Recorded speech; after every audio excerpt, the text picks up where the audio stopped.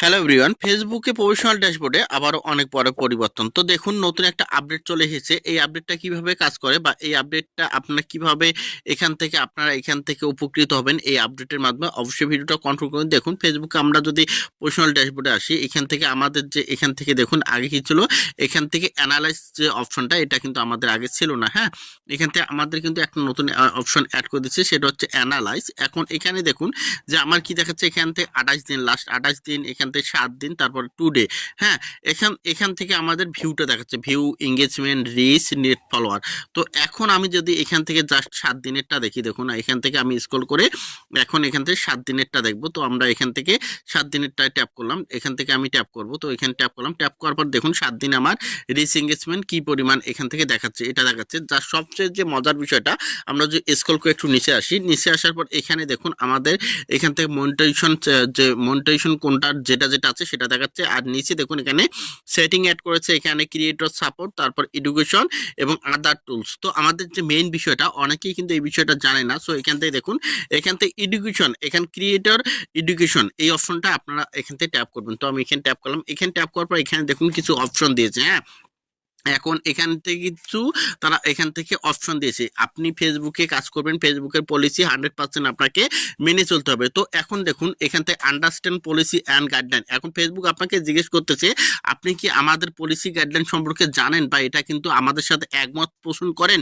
এই বিষয়টা বলতেছে। তো এখন আমি যদি এখানে ট্যাপ করি, ট্যাপ করার পর দেখুন এখান থেকে আমাদের কিন্তু এখান থেকে কিছু ক্রাইটেরিয়া এখান থেকে ফুলফিল করতে হবে। কি ক্রাইটেরিয়া, আমি যদি স্ক্রল করে নিচে যাই, এখন দেখুন ফেসবুক কি বলতেছে, এখন আপনি কি আমাদের কমিউনিটি গাইডলাইন সম্পর্কে একমত, আমাদের কমিউনিটি মেনে চলতে পারবেন। তো এখান থেকে আমরা কি করব, এখান থেকে টিক মার্ক দিয়ে দেবো। তারপর দেখুন এখান থেকে প্রোটেক্ট ইউর কন্টেন্ট, আপনি কি আপনার কন্টেন্টগুলো প্রোটেক্ট করতে চান বা আপনার কন্টেন্টগুলো আপনি সেভ রাখতে চান বা যাতে অন্য কেউ এখান থেকে ব্যবহার না করে।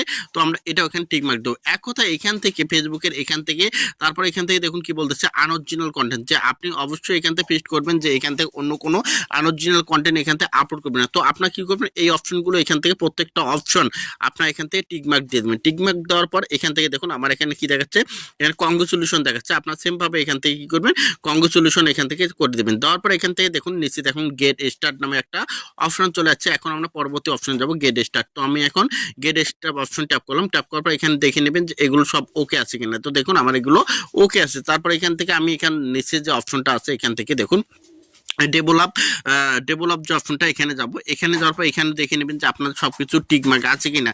তারপর এখানে গ্রো ইওর অডিয়েন্স, এখন আপনার